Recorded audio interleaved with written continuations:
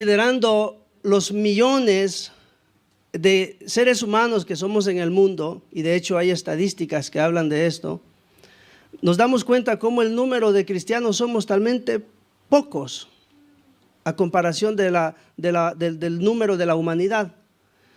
Y esto sorprende. Una vez busqué las estadísticas y estuve viendo aunque estadísticas cristianas para poder ver más o menos cuánto es el número de cristianos en el mundo, y somos muy pocos. Pero esto me sorprende porque verdaderamente somos privilegiados. Dios quiso llamarnos a nosotros, y eso hace de nosotros no gente común. Somos hijos de Dios. Somos especiales. Y yo, dijo Dios, les seré por Dios y ustedes me serán por hijos. Esto es algo maravilloso, es algo precioso, donde podemos ver cuánto el Señor nos ama. Amén.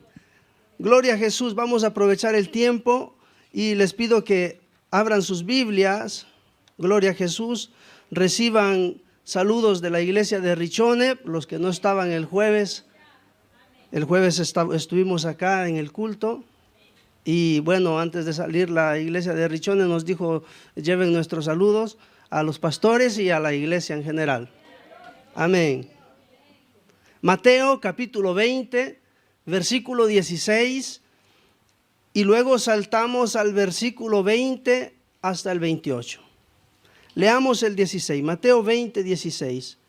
La palabra del Señor la leemos en el nombre del Padre, del Hijo y del Espíritu Santo. Y dice, versículo 16, así los primeros serán postreros y los postreros primero, porque muchos son llamados, mas pocos los escogidos.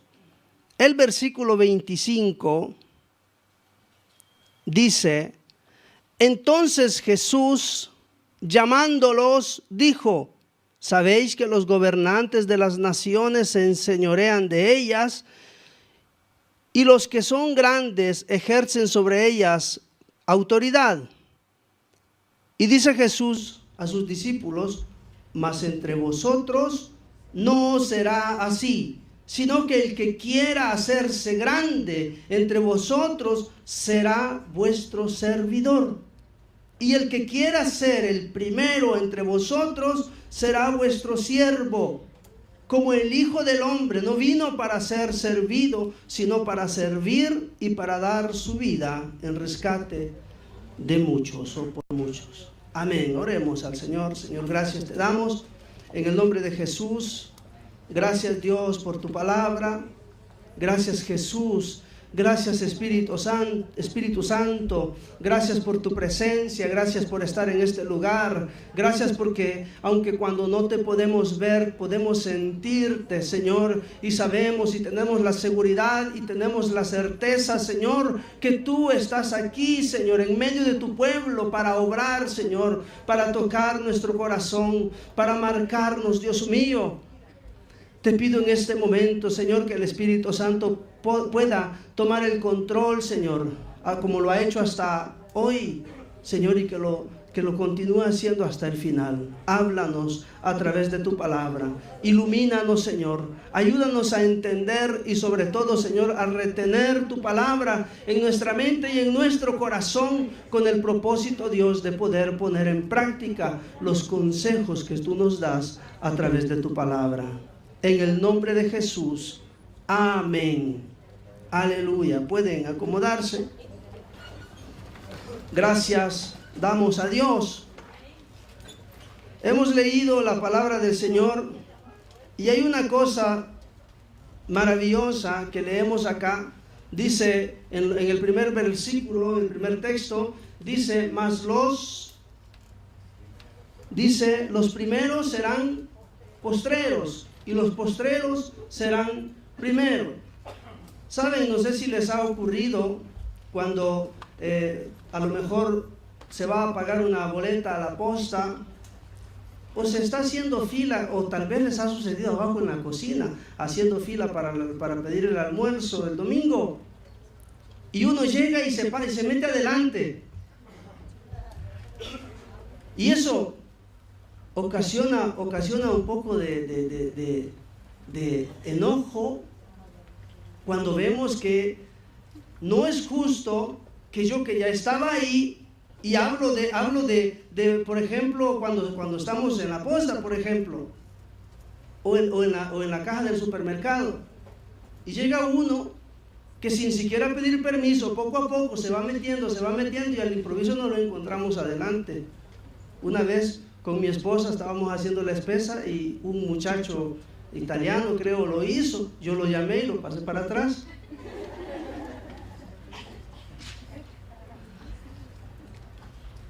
Y eso ocasiona un poco de enojo por la injusticia, porque yo ya estaba ahí, hacía rato que estaba ahí, y cuando nosotros nos encontramos así, vemos la injusticia que se ocasiona en ese momento cuando suceden este tipo de cosas. Pero lo que la Biblia me enseña, que esto que ocurre en el mundo secular o esto que ocurre en el mundo natural, en el Evangelio es diferente. Y la Biblia me enseña que el Evangelio yo no lo puedo entender con una mentalidad humana. El Evangelio o la palabra de Dios, si no es por el Espíritu Santo, yo no la voy a poder entender. Y dice la Biblia que los primeros eran últimos, y uno dice, espera, ¿cómo es esto? A mí no me gusta, si yo estaba primero, quiero ser primero. Y el que llegó de último, que se quede de último. Y dice el Señor, no, tienes que entender que en el reino de Dios las cosas no funcionan como en el mundo.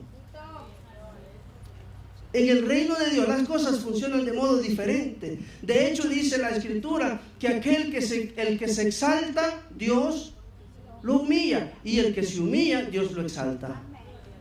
Y el que quiere ser el más grande entre vosotros, dice Jesús, debe ponerse a servir. Porque el más grande no es el que viene, el que es servido. El más grande ante los ojos de Dios es aquel que sirve, no el que es servido.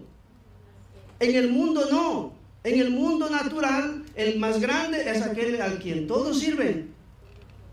Pero en el reino de Dios no.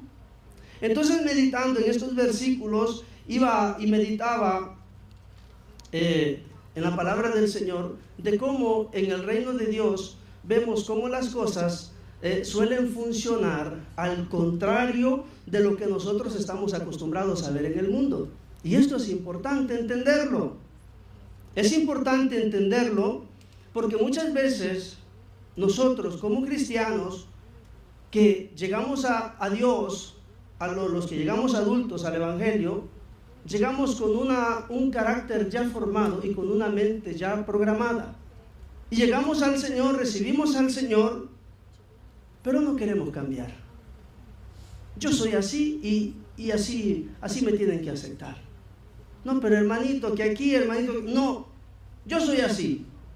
Porque llegamos programados, nuestro carácter ya llega formado y no permitimos que el Espíritu Santo haga su tarea que debe de hacer con nosotros, que es la tarea de transformarnos. Porque cuando nosotros recibimos a Cristo, entramos en un proceso que se llama la regeneración, donde el Espíritu Santo nos transforma. Y el apóstol Pablo dice que es necesario renovar nuestra mente. Si no renovamos la mente, nos vamos a quebrar la cabeza y las cosas del Señor o cómo funcionan no las vamos a entender. Y cuando llega el problema nos enojamos con Dios. ¿Por qué, Señor? ¿Por qué, Señor? ¿Por qué a mí? ¿Acaso no soy tu hijo? Y muchos cristianos se van porque Dios no los sacó cuando ellos quisieron de un problema.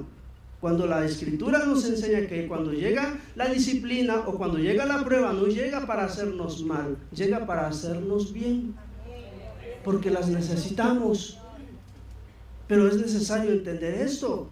Es necesario entenderlo. Entonces, meditando en la palabra de Dios, vemos y veo a Jesús un día acercándose a Pedro en Mateo capítulo 4, versículo 18 y 19.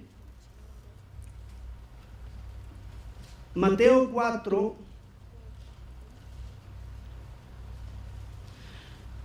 donde encontramos una simbología. la Biblia tiene mucha simbología. ¿Cuántos lo saben? Hay simbología en la Biblia, donde aprendemos a conocerla estudiando. Si no estudiamos, no vamos a aprender a entender las Escrituras. Esta iglesia tiene el tremendo privilegio de tener un instituto. El no aprovecharlo, eso lo digo en son de broma, eso no tiene perdón, porque no se puede desaprovechar. El jueves hablando y meditando en la palabra del Señor, hablé de un lenguaje que Jesús usaba, en la hipérbole. Pero si uno no ha estudiado, uno no sabe qué es hipérbole. Dice, ¿y qué era eso que andaba Jesús? No lo andaba, lo usaba. Es un modo de hablar. Ahora, dice el versículo 4 en Mateo, el capítulo 4, versículo 18, dice: andando Jesús junto al mar de Galilea, vio a dos hermanos, Simón llamado Pedro y Andrés su hermano, que echaban la red en el mar porque eran pescadores. Versículo 19, y les dijo: venid en pos de mí, y os haré pescadores de hombres. Os haré pescadores de hombres. Según la simbología que Jesús está usando en estos versículos, vemos que Jesús está comparando a los hombres con los peces. Y ellos son los pescadores. En otras palabras, Jesús le dice a Pedro y a Andrés su hermano: ustedes ya no van a pescar más en este mar. Hay otro mar más grande donde es necesario pescar, y es el mundo. Cuando vemos esta misma simbología en Apocalipsis, en el capítulo 17, cuando habla de una visión de Juan, cuando se le explica la visión y se le dice: y las aguas que has visto sobre la cual se sienta la mujer son naciones, tribus, lenguas, y está hablando de el mundo, de la humanidad, del planeta. Entonces, viendo esta simbología, yo entiendo, hermanos, que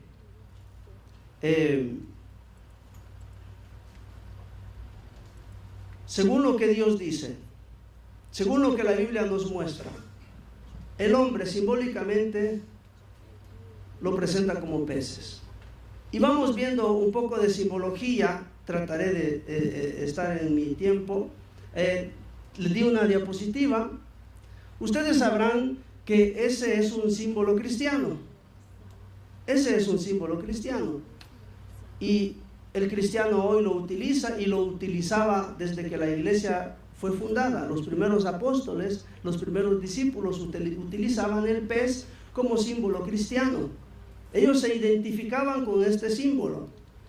Y vemos que la próxima diapositiva, esa escritura, continúa. Esa escritura que se lee más o menos ixtus, significa pez en griego. Y las letras que ahí están escritas en la parte de abajo son las letras que corresponden en el griego. Pero veamos en la siguiente diapositiva el por qué se tomó el pez como símbolo cristiano. La I viene asociada a Jesús, que quiere decir Jesús. La X está por Cristos. La T está por Dios. La Y está por Hijo. Y la sigma, la última, está por Salvador. En sí, con la palabra pez se le ha aplicado un significado que más o menos dice Jesucristo, Hijo de Dios, Salvador. Y por este motivo se va adoptando el pez como un símbolo cristiano. Ahora, estando a lo que dice la Biblia en cuanto a la simbología y a la simbología que fue utilizada en el cristianismo, yo entiendo que la humanidad en general, la Biblia la presenta como peces. Y nosotros los cristianos también somos peces. Ahora, Esta meditación o pequeño estudio que yo estaba meditando uno de estos días, me llevó a pensar que si la humanidad en general son peces, el mundo es un mar donde estos peces habitan, nosotros los cristianos también somos peces. Ahora, y estando en esta meditación yo decía, pero si nosotros los cristianos, en base a la simbología que la Biblia nos presenta, somos peces salidos del mar, ¿qué peces somos? ¿Qué tipo de pez nosotros seríamos como cristianos? Y fui a ver un poco las características de los peces. Y me encontré con un pez que se comporta más o menos, o se comporta como debe o debería de comportarse un cristiano. El pescado o el pez, el cual me encontré que sus características eran similares al cristiano, es el salmón. El salmón. Y este mensaje lo llamé el cristiano salmón. El cristiano salmón. ¿Y saben por qué? Ahorita lo vamos a ver. La característica del salmón es que él, que vive en el mar, un día este salmón, en una fase de su vida, él decide abandonar el mar. Lo abandona y comienza, ustedes saben que todos los ríos van a parar al mar, ¿no? Abandonan el mar y suben por el río, pero ellos no van en el río ayudándose o en la dirección donde va la corriente. Esta es la característica del salmón. El salmón va contra corriente o contracorriente. Y esta es la característica del cristiano. El salmón deja el mar. Vemos la siguiente diapositiva. Pasemos a la donde está el pez. Es el salmón que abandona el mar, se lanza al río y comienza a nadar contracorriente. Y una característica del salmón es que el salmón, una vez que ha decidido ir a un determinado lugar, no habrá quien lo detenga. Y él va en estos ríos que son fuertes y que son violentos, y estando viendo la historia y el percurso que hace el salmón, me encontré con que a veces se encuentran cascadas, agua que baja, pero ellos se lo encuentran en su vida. Y uno dice, ¿será que el salmón llega ahí y ante la cascada ya no continúa? No, él sigue, sube por la cascada y sube ¿cómo se dice? En modo vertical, nada, sube, llega hasta la parte de arriba de la cascada y se va. No lo detiene nadie. Es un animal muy determinado en lo que se ha propuesto hacer. El cristiano deja el mundo, porque el mar representa el mundo, deja el mundo y decide iniciar un percurso o ¿cómo se dice?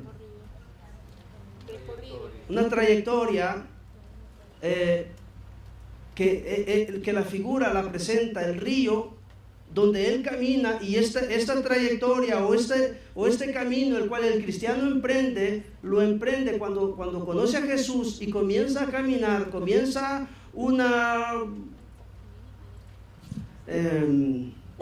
después de 2 años de predicar en italiano es bastante difícil volver al español. Cuando el cristiano decide y acepta a Cristo, comienza un camino junto con el Señor, y este camino que él comienza es un camino donde él va caminando con Cristo contra la corriente. Es característico del cristiano. Y no quiero extenderme porque es un tema bastante bonito, pero es bastante profundo. Pero lo que la Biblia nos enseña es que nosotros los cristianos debemos de entender que si somos verdaderamente cristianos, cristianos con la C mayúscula, nosotros no vamos con la corriente, nosotros vamos contra la corriente. No vamos caminando según el andar de este mundo, vamos en contra. No podemos ser iguales. No podemos caminar junto con el mundo. En la Biblia los cristianos siempre fueron contracorriente. Y no quiero sobrepasar un punto bastante curioso que me encontré en la Biblia, que desde los principios, cuando Dios eligió un pueblo, leyendo la genealogía de Jesús, vemos que hubo un hombre en el pasado que se llamaba Salmón. Salmón.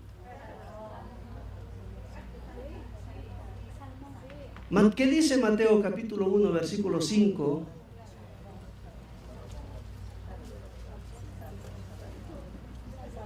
Mateo 1, 5. Salmón engendró a Rahab, de Rahab a Boz, y Boz engendró a Ruth, y Obed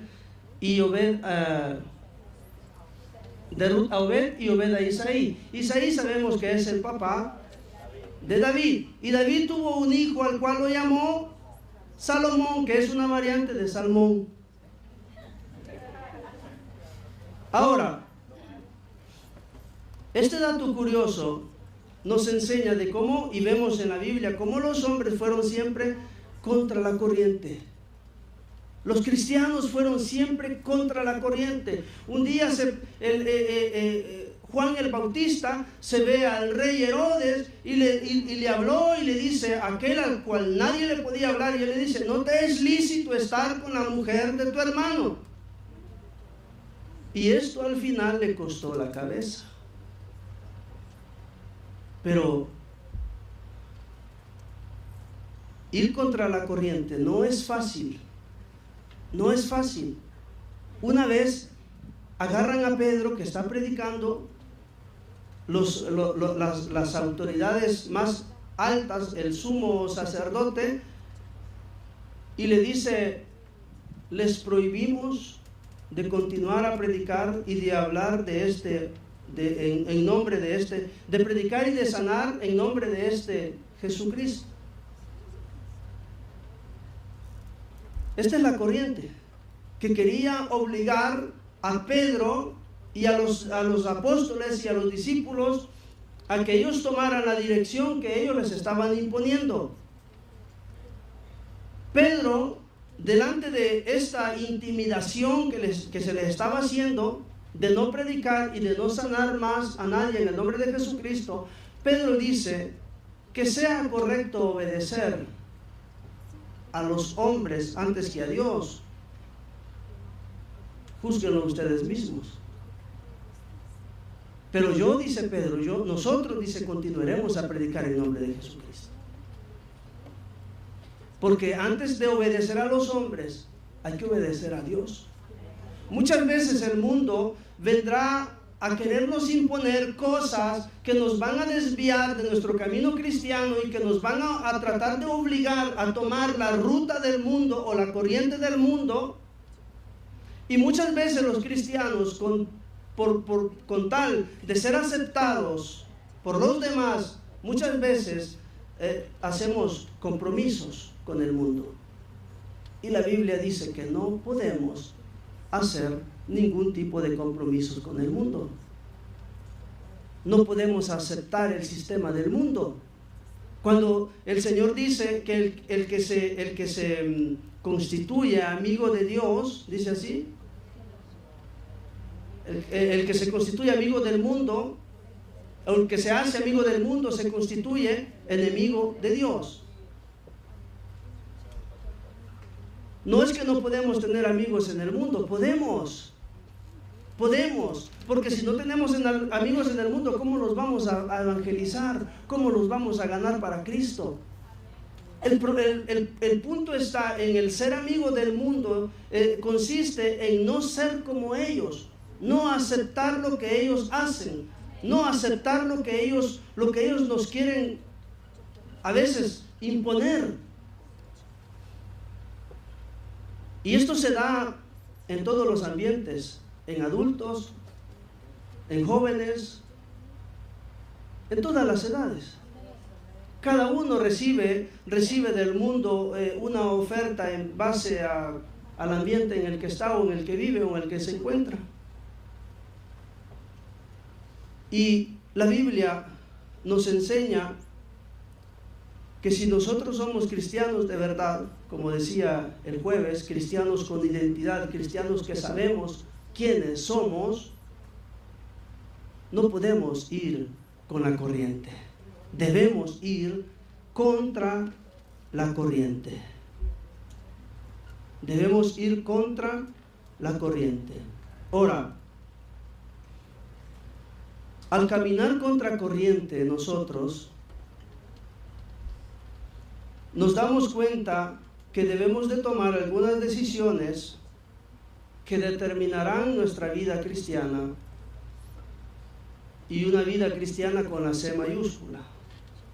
Decía el jueves, más que cristianos, debemos saber que somos discípulos. El nombre cristiano, por su excesivo uso, al final perdió su valor. Y hoy todo el mundo dice ser cristiano. Tanto que el cristianismo ha sido adoptado por tantas organizaciones religiosas, y todos dicen ser cristianos, pero la verdad es que la Biblia pone algunas condiciones para poder ser cristianos. No todos son cristianos, sino todos pueden ser cristianos. Uno no se hace cristiano porque se llama cristiano. Mis frutos, mi comportamiento, estos dicen si yo soy o no soy un cristiano. Y hay decisiones que como hombre o como seres humanos debemos de tomar para que nuestra vida cristiana sea una vida cristiana verdadera.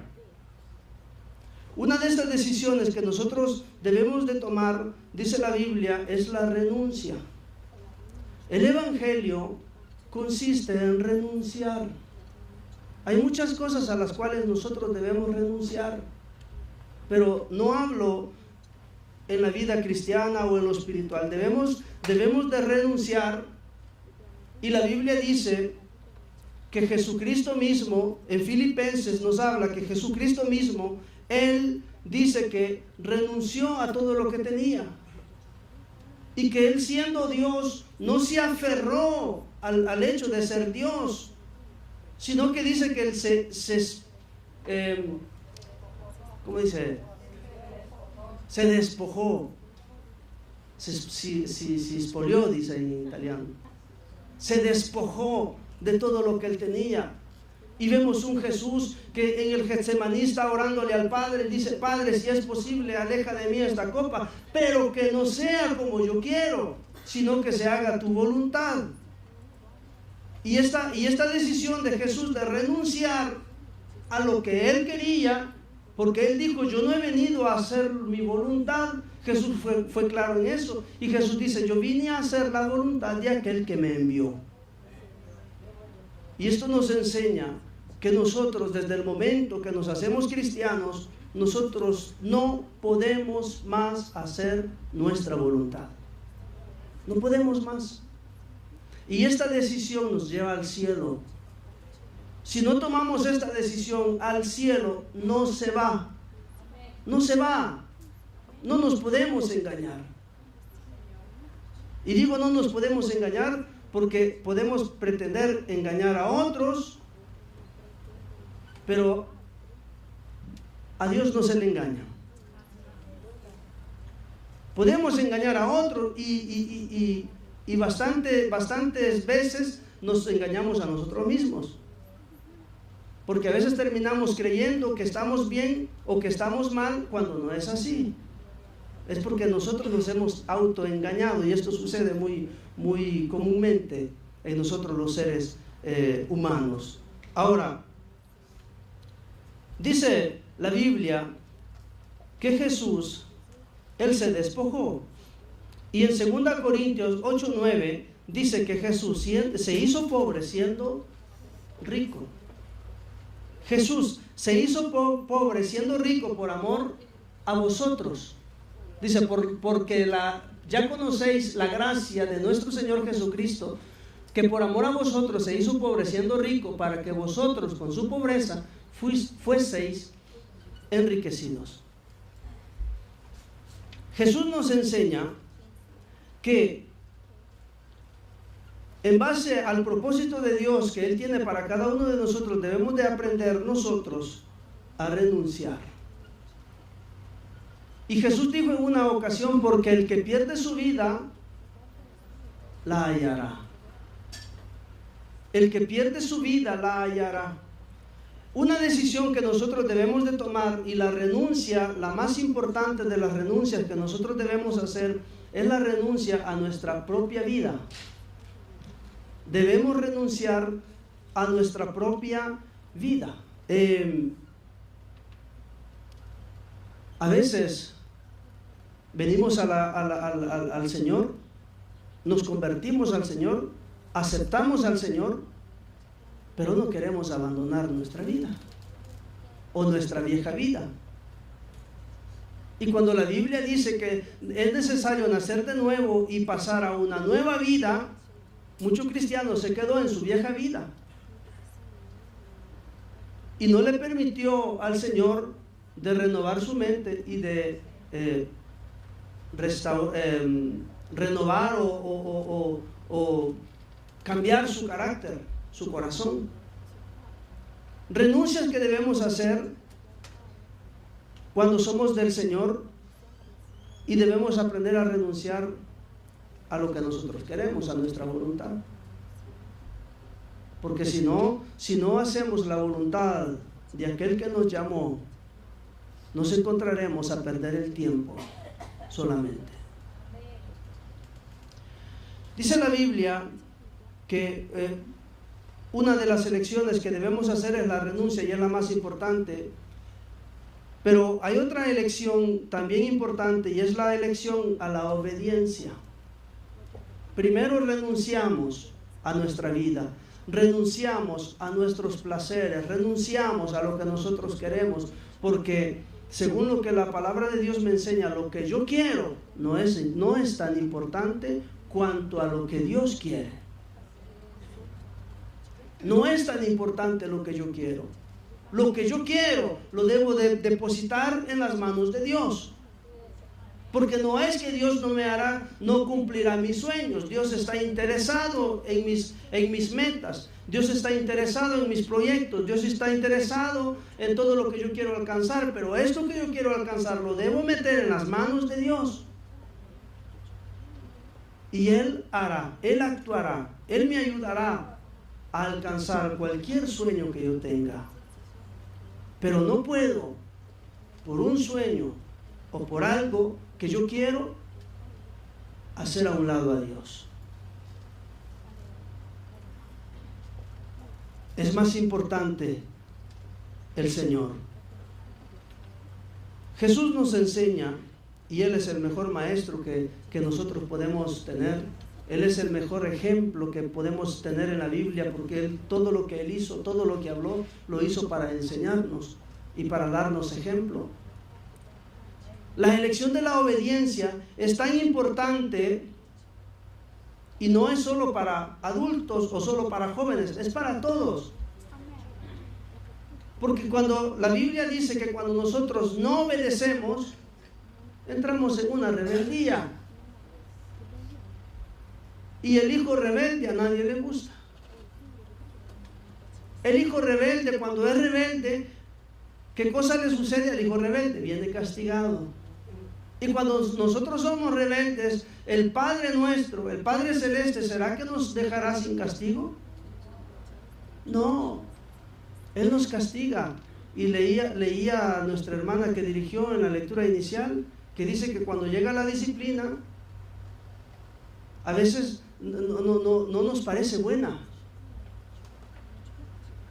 Y es que parece que no trae alegría la disciplina. Pero la disciplina cuando llega, la disciplina de Dios no llega porque nos quiere hacer un daño, nos llega porque nos ama. Porque Dios al que ama lo disciplina y castiga a todo aquel que Él ha elegido como hijo. Ahora, la elección de la obediencia es muy importante, donde nosotros como cristianos debemos aprender a obedecer. Y esto que tiene que ver con el ir contra la corriente. Tiene que ver en cuanto a ir en contra de la corriente, porque si nosotros vemos cómo funciona el mundo, en el mundo, la ideología del mundo es que yo tengo mis derechos. Yo tengo mis derechos, y tengo mis derechos en el trabajo, y tengo mis derechos, que sé, en la escuela, y donde sea que yo voy, donde sea que me encuentro, yo tengo mis derechos, y ustedes no me pueden obligar a hacer esto. Esta es la mentalidad del mundo, así está el mundo. Tanto que los padres hoy a los hijos no los pueden castigar.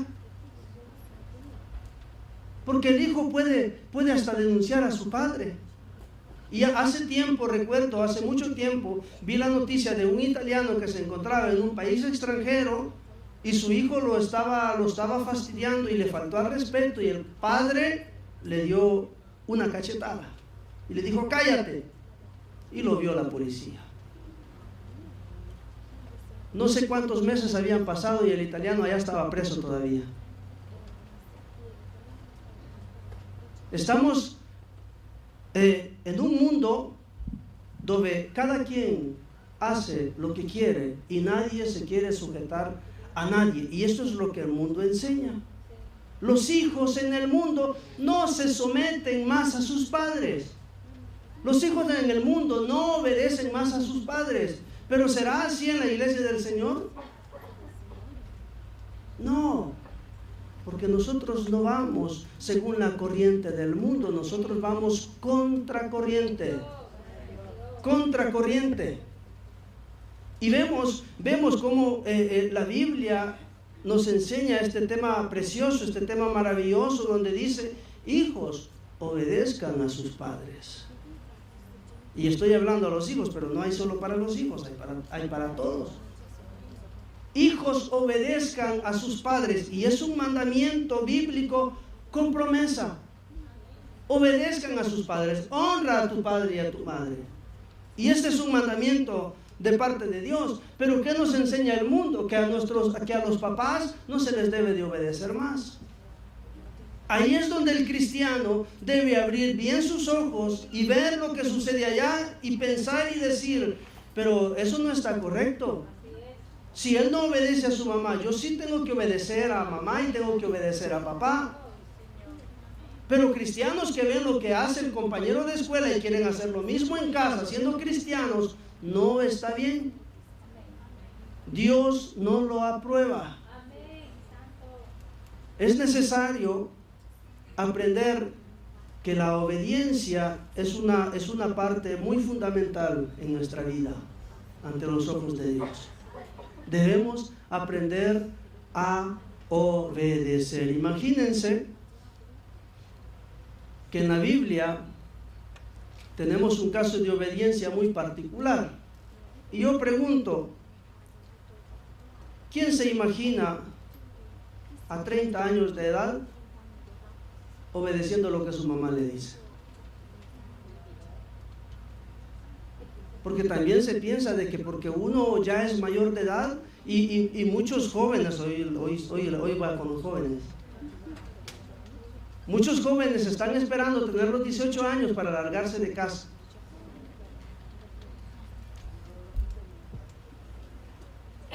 Digo jóvenes en general, no estoy hablando de ningún joven de acá, porque los de acá eso no lo hacen. El joven, el muchacho, dice: no me gusta que mi mamá me regañe, no me gusta que mi papá me regañe, me están haciendo la vida imposible, cuando tenga 18 me largo de casa.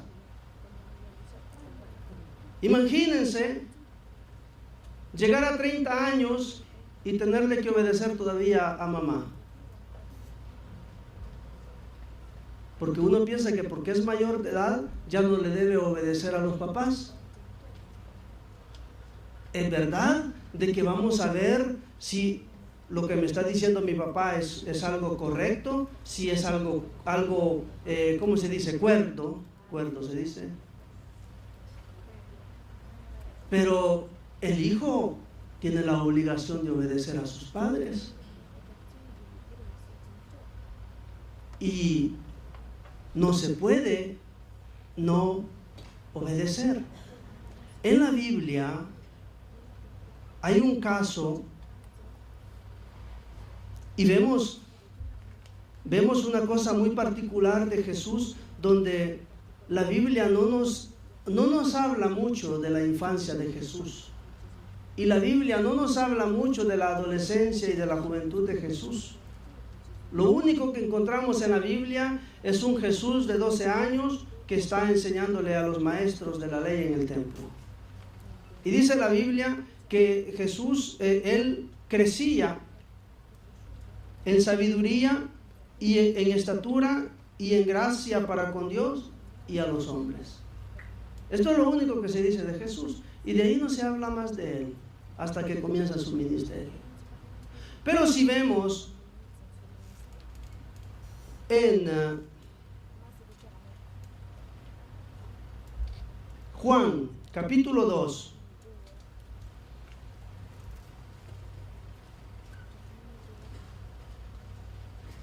Juan capítulo 2.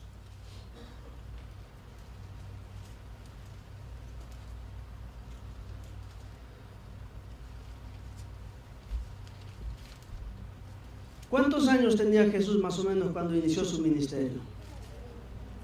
¿Cuántos? ¿33? ¿30? ¿Alguien da más? 30. Jesús tenía 30 años aproximadamente antes de iniciar su ministerio, cuando inició su ministerio. Ahora, vemos en el capítulo 2 de Juan, dice: al tercer día se hicieron unas bodas en Caná de Galilea, y estaba ahí la madre de Jesús. ¿Dónde estaba la madre de Jesús? En la fiesta. La habían invitado a María. Y fueron también invitados a las bodas Jesús y sus discípulos.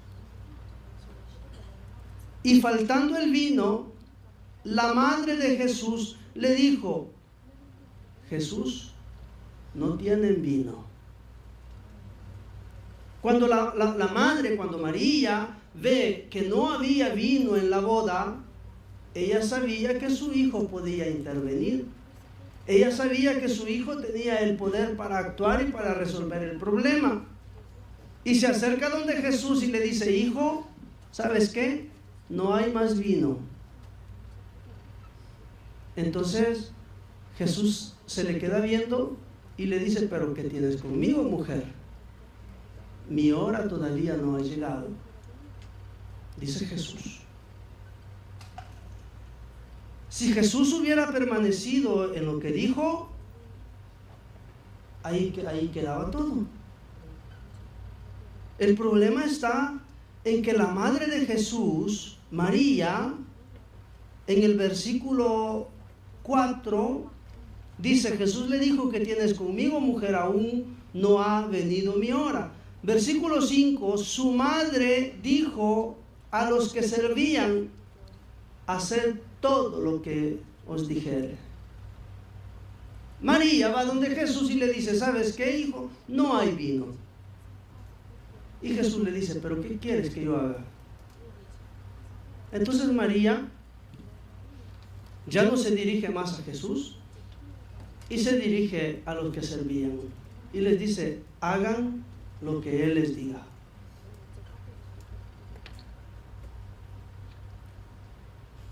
¿Cómo se podía comportar Jesús? Si la obediencia es algo fundamental. Y Jesús a 30 años obedecía a su madre. Esta es una enseñanza de obediencia, la de Jesús. donde Jesús, viendo que la madre, una vez que le presenta el problema, y Jesús parece en un primer momento de tratar de decirle no, porque todavía no ha llegado mi hora, pero la madre dice, sí, Jesús, lo vas a hacer. Pero no se lo dice, le dice a los servidores, hagan lo que Él les diga. Y Jesús escuchó, y al buen entendedor, pocas palabras. Jesús escuchó lo que María dijo a los servidores. Entonces Jesús, a ese punto, Jesús tiene que decir, llenen esas tinajas de agua. Llenen esas tinajas de agua, saquen el agua y llévenlo al mastrozal para que lo prueben. Si Jesús no hubiera obedecido a su madre, Jesús no hubiera sido perfecto. Jesús cumplió toda la ley. Y aunque si obedece a tu padre y a tu madre, honra a tu padre y a tu madre, era ley para Israel, no significa que para nosotros la iglesia de Cristo no es vigente, porque la encontramos en el Nuevo Testamento, y de hecho lo habla la Biblia en el Nuevo Testamento, donde dice, honra a tu padre y a tu madre para que tengas largos años de vida. La obediencia es un principio del cual nosotros no podemos hacer a menos. Y si vemos que un Jesús fue capaz de obedecer en su edad adulta, ¿qué nos hace pensar a nosotros que nosotros, aunque siendo adultos, podemos hacer lo que nosotros queremos? La obediencia. Se debe obedecer a los padres, se debe de obedecer, no solamente hablando de jóvenes, se debe de obedecer a los líderes, se debe de obedecer a los pastores, se debe de obedecer a Dios. Porque cualquiera que no quiera obedecer, automáticamente se está pasando de la parte de la rebelión.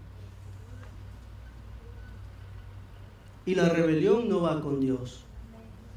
La rebelión no va absolutamente con el Señor. Entonces vemos que, aunque si el mundo nos pueda mostrar un lado, un modo de vivir, nosotros debemos de tomar la decisión en nuestra vida de qué es lo que vamos a hacer.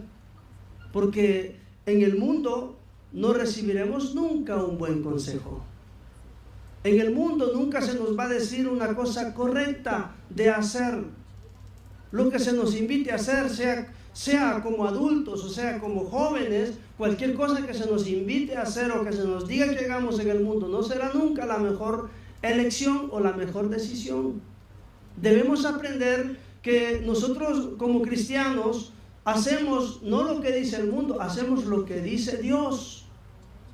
Ya Dios dejó escrito, el Señor nos dejó su palabra sobre la cual nosotros nos debemos basar para vivir. Este libro, la Biblia, es la que nos dice y es la que viene a regir nuestros pasos, cada paso que nosotros vamos a dar. No somos libres de hacer lo que queramos, si queremos ir al cielo. Si no queremos ir al cielo, entonces podemos vivir como se nos dé la gana. Pero si queremos ir al cielo, hay condiciones. Hay condiciones. Y están todas escritas en la palabra de Dios. No podemos tomar el mal consejo del amigo en el mundo, del compañero de trabajo, que porque él hace así, quiere que también yo haga así. ¿Por qué? ¿Por qué yo voy a hacer lo que él hace? Tantas cosas que los compañeros inducen a hacer a otros compañeros y lo logran, pero no el cristiano. Y cada vez inventan cosas absurdas entre jóvenes en la escuela, juegos o cosas que no van de acuerdo con el cristiano. Pero no solo el cristiano. A veces tratan la manera de influenciarnos y de mal aconsejarnos también en el trabajo. Y esto va más con los adultos. Cuando debemos tomar la decisión de qué es lo que vamos a hacer y cómo lo vamos a hacer. Yo siempre digo que no se puede hacer a un lado a Dios por nada de lo que yo quiero hacer para mí. Un trabajo no me puede alejar de Dios. Un momento de diversión con los amigos no me puede alejar de Dios. No es malo, decía el jueves, celebrar un cumpleaños, no es malo ver un partido de fútbol, no es malo. Pero si el partido de fútbol me va a retener para no ir a la iglesia, entonces se vuelve pecado. Sí, porque me invitaron a un cumpleaños el domingo, yo no voy a ir a la iglesia, entonces se vuelve pecado. Porque no es malo, pero lo podemos hacer malo. Lo podemos convertir, lo podemos transformar en algo malo, en algo que Dios no agrada, porque el mandamiento de Dios y en lo cual se basa todo el evangelio es: amarás al Señor sobre todas las cosas, con todo tu corazón, con toda tu mente, con toda tu alma, con todas tus fuerzas. Y cuando nos entretenemos o nos quedamos entretenidos, tal vez en una fiesta o viendo un partido o haciendo cualquier cosa que viene a deleitarnos, y no vamos en busca de la presencia de Dios, o no vamos a la iglesia a celebrarle culto a nuestro Señor, cuando nosotros hacemos así, ¿le estaremos amando como Él dice? No. La vida cristiana está hecha de elecciones. Elecciones. Y una vez que nosotros hacemos la elección, debemos permanecer ahí. Y debemos de ser determinados. Si nosotros somos cristianos verdaderos y somos cristianos que vamos caminando hacia el cielo, entonces debemos de atenernos a lo que dice el Señor en su palabra. No nos podemos entretener en el mundo. No nos podemos enredar en los negocios y en las cosas del mundo, porque no somos, la Biblia es clara, no somos, aunque si estamos en este mundo, no somos de este mundo. Todo lo que hacemos debe glorificar a Dios. Todo lo que hacemos debe de exaltar a Dios. El apóstol Pablo dice: porque ya no os pertenecéis a vosotros, porque fuisteis comprados a caro precio, y es un precio de sangre. Por lo tanto, dice Pablo, tienen que glorificar a Dios con la vida de ustedes. Y dice de hecho, tienen que glorificar a Dios con su cuerpo. Este cuerpo, todo lo que hace, todo lo que quiere, todo lo que desea, debe glorificar a Dios. Porque así vamos a ir al cielo. Elecciones que debemos hacer: la renuncia primero y la obediencia después. Renunciar a cosas que no nos favorecen. Renunciar a cosas que no nos van a llevar al cielo. Y obedecer. La obediencia es buena, pero hay que ver a quién obedecemos. Hay que obedecer a Dios, porque se le puede obedecer al diablo. La obediencia a Dios es una parte fundamental en nuestras vidas. Así es que, mis hermanos, en pocos minutos he tratado de dejarles un pensamiento, un tema bastante profundo, el tema un tema muy simpático, de hecho los hizo reír, el cristiano Salmón. Pero es un tema un poquito más complejo y es muy precioso ver esta simbología en la Biblia y donde vamos a ver cómo la naturaleza misma, dice las Escrituras, nos habla y podemos aprender. Pero la cosa fundamental en esta tarde que quisiera que quede en vuestra mente es el hecho de que nosotros no vamos con la corriente, nosotros vamos contra la corriente. Vamos contra la corriente. Si el mundo dice que una cosa es así, muy probablemente no lo es. No lo es.